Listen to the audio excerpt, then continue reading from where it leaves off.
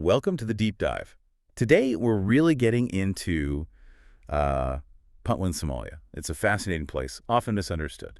That's right. And we've got quite a bit to work through. A big analysis piece, the Puntland Constitution itself, UN reports, academic stuff, news articles. A real mix. And our mission, really, is to pull out the key stuff from all of this for you.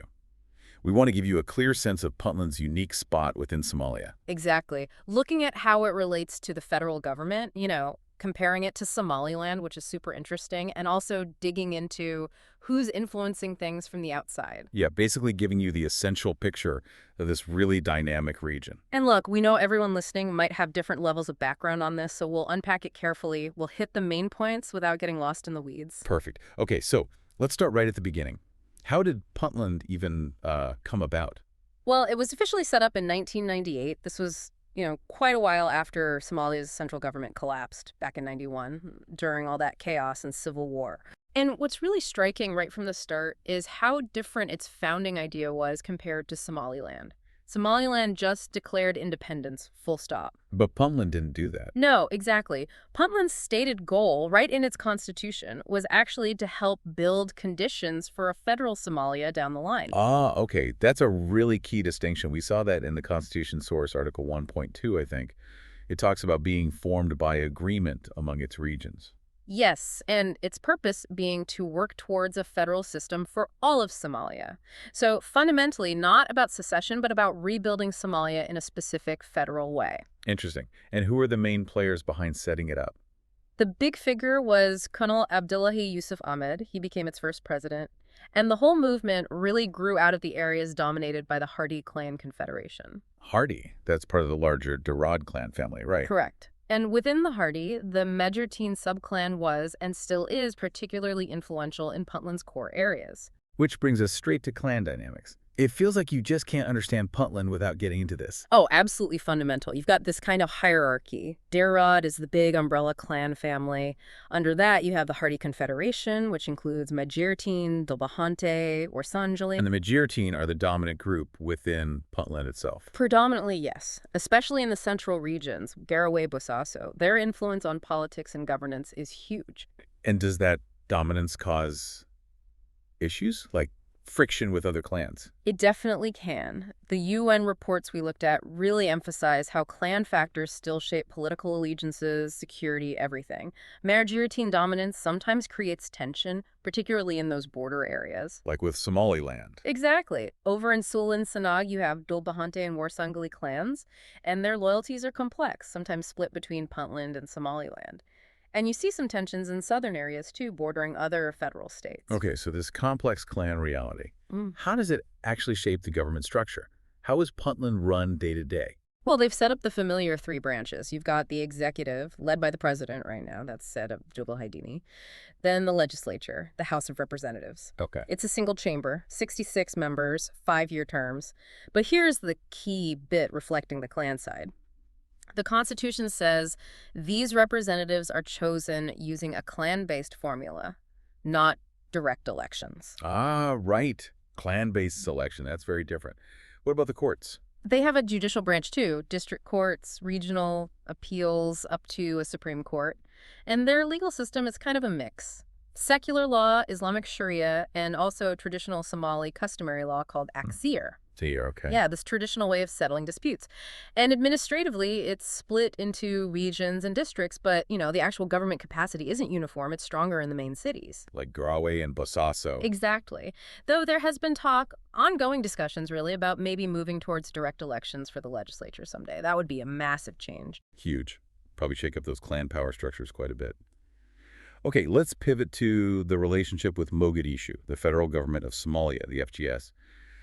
Sounds tricky. Yeah, tricky is a good word, maybe an understatement. Puntland's own constitution says it's an integral part of Somalia, but at the same time, it demands a lot of autonomy. So it wants to be part of Somalia, but also kind of do its own thing. That's the core tension, absolutely, and it flares up constantly. Our sources point to recent fights over things like sharing resources. Oil is a big one. how international aid gets divided up, how the whole federal system should actually work, and of course elections. Yeah, we saw that example from March 2025, right, where the FGS president called for peace talks. Other states said, okay, but Puntland apparently just stayed quiet. That silence was deafening, wasn't it? It really showed their position. And there was that ISS Africa piece from May 2025 talking about worsening political friction, especially over President Hassan Sheikh Mohammed trying to change the constitution. Puntland pushed back hard on that. So they're often reluctant to go along with what Mogadishu wants. Very often. It highlights these really deep disagreements about power and resources. So given that constant tension, how does Puntland actually maintain this autonomy? What gives it leverage? Well, it has some significant economic cards to play. First and foremost is the port of Bosaso. It's absolutely critical. How critical? UN reports estimate something like 60 to 70% of Puntland's entire domestic revenue comes through that one port. Customs duties, fees, etc. Wow, 60 to 70%. That's huge. It's massive. It makes them very vulnerable if anything disrupts the port, obviously, but it also gives them a huge bargaining chip with the FGS. DP World, the UAE company, has invested there, though the UN keeps raising flags about transparency around the money. Okay, so the port is number one. What else do they have economically? Well, there's oil exploration. Puntland has handed out licenses to international firms like Africa Oil Corp, Horn Petroleum. But isn't that controversial? Doesn't the FGS say they control oil rights? Exactly. It's a major point of friction. And honestly, despite the licenses, there hasn't been a ton of actual drilling yet. Maybe geology, maybe security, maybe contract issues, it's hard to say. The revenue from just the license fees has been pretty modest so far, maybe a few $1 million since 2020, according to the UN panel. So potential, but not a huge money spinner yet. Not yet. Then you've got fishing rights and like a licensed foreign boats. Yeah. And the traditional livestock trade to the Gulf is still important, though it goes up and down. And finally, like everywhere in Somalia, remittances. Money sent home from the diaspora is a big deal. Right, so they piece together an income stream, reducing reliance on Mogadishu. That's the idea. It helps them stand more independently, financially speaking. Okay, shifting from money to security. Sounds like a mixed bag there, too. Yeah. Some successes, but ongoing problems. Yeah, that's fair. On the plus side, the Puntland Maritime Police Force, the PMPF, has gotten a lot of credit for cracking down on piracy. They had significant backing from the UAE for that. So, success against pirates. Good. Right. Definitely. But then they also have the Islamic State in Somalia, ISS, mainly up in the Bari region mountains. The ICG report we saw suggested ISS isn't maybe the same kind of threat as al-Shabaab right now. Less direct control of territory, maybe? Sort of, No? but it's still a key part of the global IS network, and apparently it makes money through extortion rackets up there. There have been recent reports, though, of Puntland forces hitting them, taking out militants. Okay, so counterterrorism is ongoing. What about other security issues? Those border areas again? Yes, the disputes with Somaliland over Sul and Sanag are a persistent security headache. It flares up into fighting sometimes. And internally, Puntland has its own security forces, police, intelligence, the Darwish paramilitary guys, and they operate pretty much independently from the federal command structure in Mogadishu. Right, so taking all this together, the stated goal of federalism, but the independent actions, the resource control, the separate security, what are Puntland's real political objectives here? Is it just maximum autonomy or something more? That is the million-dollar question, isn't it? It's the central puzzle of Puntland. The Constitution says, we want a federal Somalia. But their actions often look like they're trying to build something just short of an independent state. How so?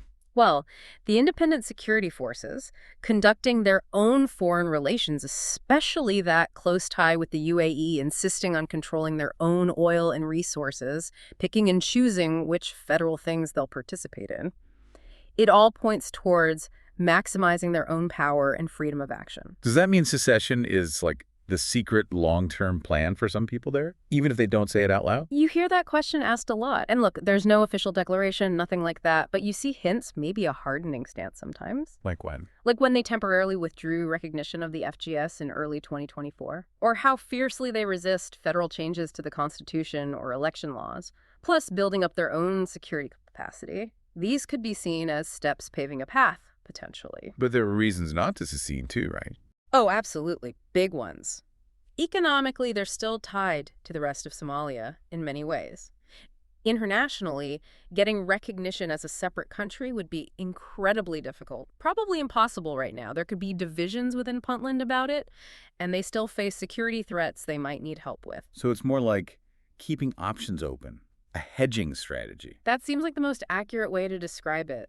Maximize autonomy now, push the boundaries, but don't fully break away. Keep different futures possible. And that language they use always, Puntland government, rarely Puntland regional state. That feels deliberate. Very deliberate. It's rhetoric, but it matters. It projects an image of being more than just another federal member state. It implies a higher status, more leverage when dealing with Mogadishu or foreign partners. It affects how they handle everything from diplomacy to money to security. It's fascinating.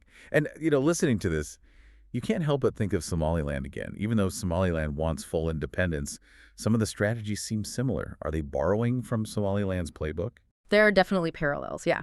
But it's more like selective adaptation, not a carbon copy. Both built up institutions, constitutions, security forces, courts.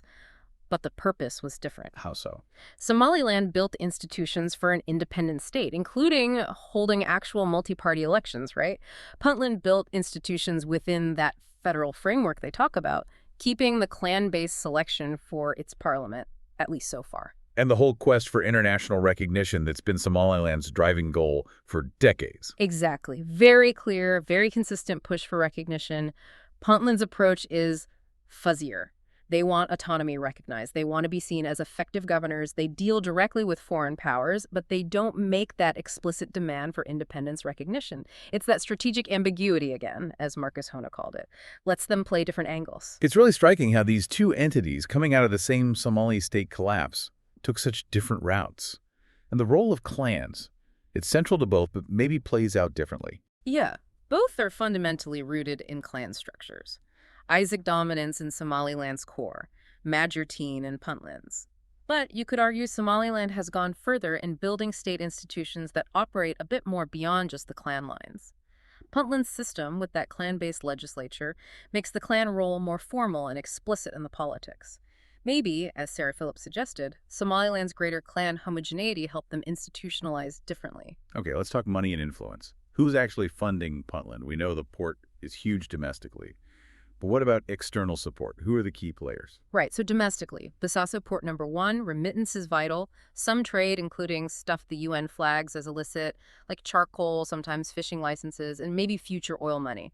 But external backing is absolutely critical. And the big name there seems to be the UAE. The UAE is definitely the dominant external player. They've poured money into the security sector, especially funding and training the PMPF, the Maritime Police. They've invested heavily in the Bosaso Port via DP World. There's clear political support going back years, too. Anyone else significant? Turkey's presence is growing. They do development aid through TKA. They have commercial interests. They sort of try to balance their ties with Puntland and the FGS in Mogadishu, playing a different game than the UAE, maybe.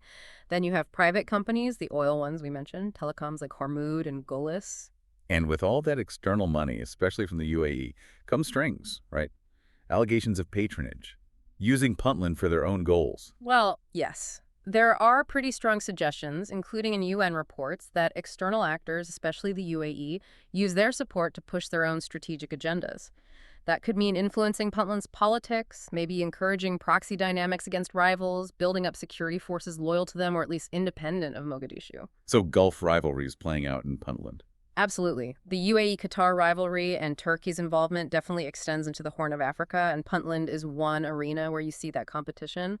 The U.S. is involved too, mainly focused on counterterrorism, providing some support, but often with specific conditions. It sounds like a really complex web of money and interests. Does anyone know where all the money actually goes? Is there much transparency? That's a major challenge. UN reports consistently point to problems with budget transparency in Puntland. There are suggestions of parallel financial systems operating outside the main budget, and it's often unclear exactly how external funding flows and is used.